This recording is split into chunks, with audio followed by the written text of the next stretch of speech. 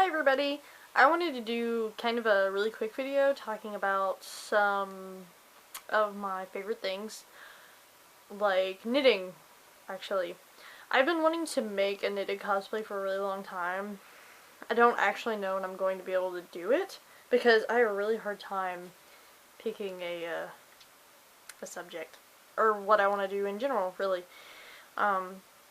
But I wanted to kind of show off some of the books that I've collected over time that have some really cool patterns in it that might be in kind of like what they might be used for.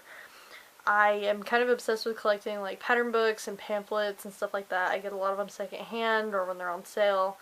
I have to be honest, like I haven't used a lot of the patterns, but I use them a lot for inspiration, and a lot of times I'll use them to kind of modify. Like I'll pull out the pattern, go over it, and then modify it for what I need.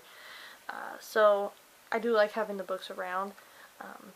Making a completely knitted or crocheted costume has been on my to-do list for a really long time. But every time I think, oh, I came up with an idea, I really want to do it, I end up changing my mind.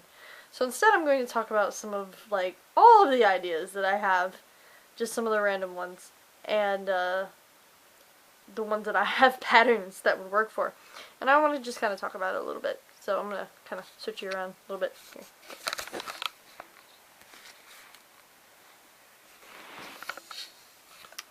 First of all, this one isn't really a costume one per se. Whoops, dog toy. But we have this really cool book that would be awesome for holding little convention things. It's meant for little kids, as you can probably see, but you could modify a lot of it. This is actually a crochet book. I knit and crochet, so basically I can buy whatever I want as far as that's concerned. I think this might be the only crochet book in the pile, though, because I have a lot more knitted books than anything. I mostly freestyle a lot of my crochet, so. But there's a lot of really adorable patterns in here. Like, just super freaking cute. These are a couple of my favorites, though, that I really want to make. We have this really adorable whale with the zipper opening for the mouth. I love that one a lot. And this one, that's not the one I want. I put these post-its in bad places. Oh no! There we go. This turtle, that would actually be really useful for conventions, I think, just carrying around little things. Not necessarily for a costume, but just to look freaking adorable. And then we have this fish. I love this fish so much. I actually modified this pattern for a beta fish bag that I have to be honest, I haven't finished yet. But it's almost finished. It was super easy, but that's beside the point. This is one of my favorite ones. Like, I really liked the whale one when I started, and I actually like this one better now. So that's just ideas for cute ways to carry around your stuff at conventions. These kind of thing is like really big in anime conventions, so that's kind of what that makes me think of. Next we have this, which is just awesome. I have this one, and I have the miniature one, which has a bunch of little patterns. This one's all big patterns. I love this one. It'd be really cool for some random props. Probably give you some good inspiration for different kinds of props if you're wanting to do knitted props for something. Like, the whole reason I bought this book in the first place, and I still haven't done it, is this freaking giant squid. I don't know. Unfuzzify. There we go. This thing is awesome. I absolutely love it. And the detail is really cool because you've got all these little bumps knitted into it. I love it. Actually, I have quite a few dog ears on this one because I love this book. We also have this giant hamburger, and you could do everything without the eyes. The Mochi Mochi has eyes on everything, so this would be really cute. This one could also be interesting because there's a chance you could probably modify it to make a hamburger backpack from Steven Universe. It would take some work, but I think it'd be doable. And we have a giant pencil. I don't have a reason to really include this except for the fact that it's adorable and I like it. I'm probably kind of thinking of someone I know who cosplayed as Doodle Bob from SpongeBob, and, you know, you need a pencil. So random. But it's cute. Look how cute it is. Adorable. And then another one I think is just really cute, because it's a pill bug. Actually, it's a roly poly, but that's beside the point. Anyway, that's enough of that. I actually really wanted to knit the beaver for my Harley Quinn costume that I'm working on. It's really hard to find knitted beaver costumes, though. Or patterns, rather. So I ended up buying a stuffed animal, but I'm hoping I can find a pattern I really like, maybe one day. So this book is really cool. When I found it, I had to have it, because this pattern's awesome, in particular. A lot of times whenever I'm looking at knitting patterns, I'm thinking of Harley Quinn in the back of my mind, because she's so adaptable. So that's kind of some of the inspiration for this. Because this pattern could work for Harley, but it also makes me think of Poison Ivy. This one is done in kind of a two-tone of a steely blue, but it'd be really cool in the greens. Probably with some little knitted ivy leaves, because that wouldn't be too hard to do.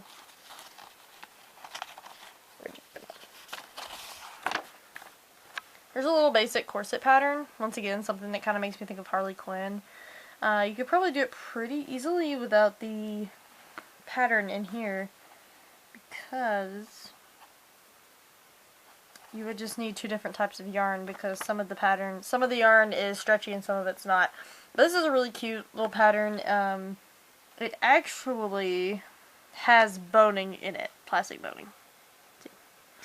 Which means it's not going to be awesome. It's not going to actually do any sort of constraint, but it is going to be similar to something you would buy in the store. So this would be another good one for Harley or other superheroes or villains that use corsets. Or any other character, really. That's just what I think of. Oh, goodness. This is mostly here because these little stockings are freaking adorable, and I would really want to make a pair for some of my Lolita fashion. So that's really cool for that. It could be used for a lot of costumes as well. And we have a garter. I don't know why, I just think it's awesome this is in here. Totally make this for a Rocky Horror Picture Show costume.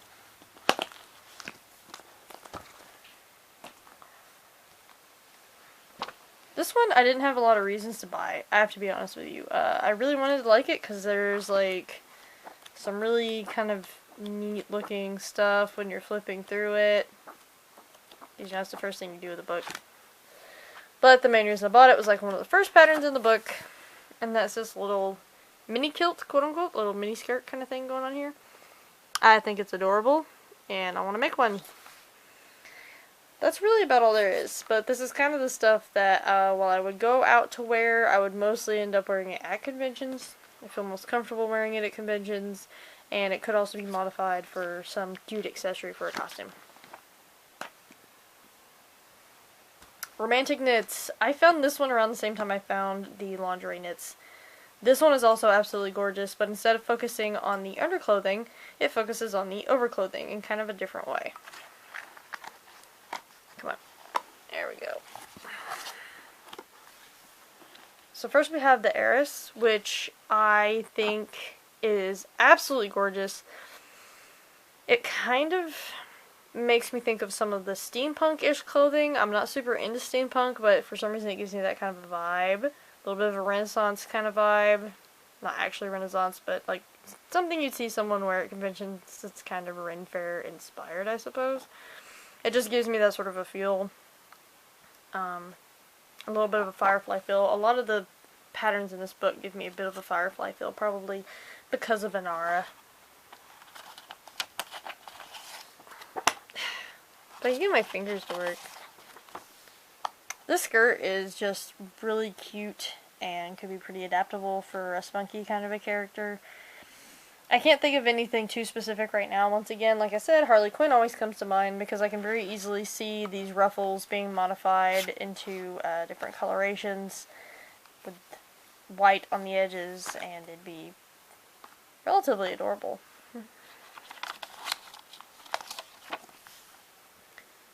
Another one that I really just absolutely adore. I love this pattern. It's so freaking cute, and I've been wanting to make it for a while.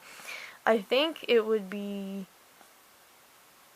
something I personally would make for Harley Quinn, but it would be really cute. It's kind of like a Catwoman, Night on the Town kind of thing. Here's some more stockings that I just really like. This is the whole reason I love these books, because I get inspired and I'm like, wow, what costume could I put this to? That's how I think about it. And I think, yes, we have these really amazing knitted gloves. These are in black, but there's a texture on them. They actually have a pattern, which is just super cool. And these are some of the few knitted gloves I've found that are gloves and are not actually for winter, that have fingers. So this book is a necessity for me as far as a lot of my costumes that I would like to try and knit, because almost everything I like to do has gloves like this. The length could be adjustable, so that's not an issue. And it's just an absolutely gorgeous pattern. Stitch and Bitch is kind of a mainstay for almost anybody who does knitting. They also have a crochet book as well, although I don't own that one.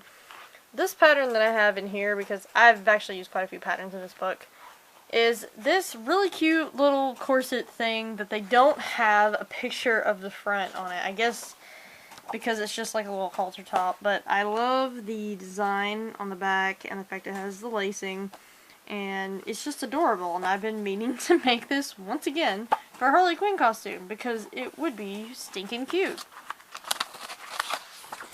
Also, we have knitted fishnets, which is just really cool. I haven't made the fishnets yet, but I have played around with the pattern a little bit, just making smaller pieces. And it's a really easy to follow pattern, so it's just kind of neat. You can just say, hey, I made these, you know. Bragging rights. Knits for Nerds is a really cool book to have if you are a knitter and you like nerdy kind of stuff. It has a lot of projects that you would kind of wear out and about. Just kind of cute little things, you know. That top hat pattern is really cool. The main reason I have this earmarked for this video, though, is for this, because this is cool. I mean, it really, at the end of the day, it's a generic sweater pattern, but the fact that it's in here is neat, and because it's already marked out where that needs to go, you don't really have to worry about trying to adapt a different pattern or figure out the color work. They also have a dress version of it, so that's really cool. I've been wanting to make one of these for myself. Yeah, so that's the main reason that one's in here. Punk Knits is a little bit like the Not Another Teen knitting book, or whatever the heck it was called, something. I've got it for just a few patterns. Mostly the skirts. This is a super cute mini skirt, and it's made out of a sheer, so it's stinking cute. Like, I can think of so many things to do this for. This hat is amazing. I mean, you can't not like it, and it would be really cool to do for a Mad Hatter costume, or, well, Mad Hatter's the first thing that comes to mind, so let's just stick with that one. And then we have another little skirt. This one's another mini skirt, not quite so risque though, because it's a little bit more coverage. It's not sheer, for one thing. Then we have a few more books here that are just a little bit of some inspiration. This is a knitted jewelry book, which could be used for inspiration if you're trying to make something that has some jewelry designs in it, but you'd like to stick completely with your knitted costume idea. So that's kind of neat. I just want to throw that out there because it's got some really cool stuff in it. I really like this and this little ring here. Now, the other thing that I collect a lot of are these old magazine. I love these things because it's kind of anachronistic, and I know a lot of people are getting the whole, well, a lot of people love retro. There's just no question about that. And then a lot of this gets you in the mind of Peggy Carter, which a lot of people are into, so I figured I'd throw that in here. You can find these at yard sales. I buy them at McKay's because they always have a ton of them. And I just wanted to pop this out here because I think it's cute. It's Poncho Party. This is completely irrelevant. I just really love this picture, and it makes me love ponchos. Lastly, I want to mention the fact that it's always cool to look through knitting magazines. I don't usually find anything that makes me want to get them, but this one had a cool pattern. Here, it's actually a dress with a pleated skirt, but I figured it wouldn't be too hard to modify this into a pleated skirt with a band. And pleated skirts are kind of a mainstay in any kind of an anime type costume, so I thought it would pay to have a knitting pattern for that.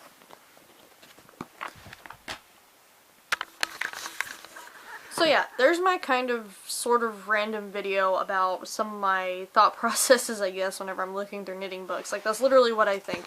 I go through it and I think, what would this be good for? A lot of times it's cosplay stuff. Sometimes it's just, this would be cool to make, this would be a cool gift, this would be fun to make, whatever. But a lot of times when I'm going through any kind of apparel, I'm definitely thinking, what costume could this be for? So, if you're a knitter or a crocheter, it kind of pays if you have a bunch of knitting books, anything with apparel or accessories. Go take a look through it and see if you get kind of inspired about any kind of a costume that maybe you'd never thought about doing before. I've seen a couple of knitted and crocheted costumes. There aren't very many out there. They're always super cool because from a distance they're recognizable and you know what they are. That was really redundant. But anyway, they're recognizable and you don't realize at first that they're knitted, and then you get up close and it's really cool. I ran into someone who had gone so far as to knit her spear, which was awesome. So that's just kind of my thing for today. That's what I was thinking about, and I thought that would be a really cool thing to talk about.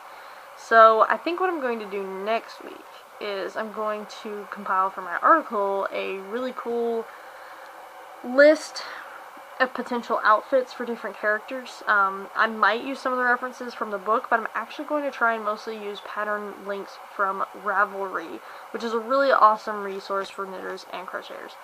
So next week, we'll see that. I'm going to try and come up with a couple of characters that I can think of. Harley Quinn's going to be on there, but I'm trying to come up with some other stuff. I might stick with my Harley, Catwoman, and Poison Ivy sort of theme, because it's a relatively easy thing to branch off from. So we'll take a look and see what kind of cool outfits I can come up with off of that. See you next week.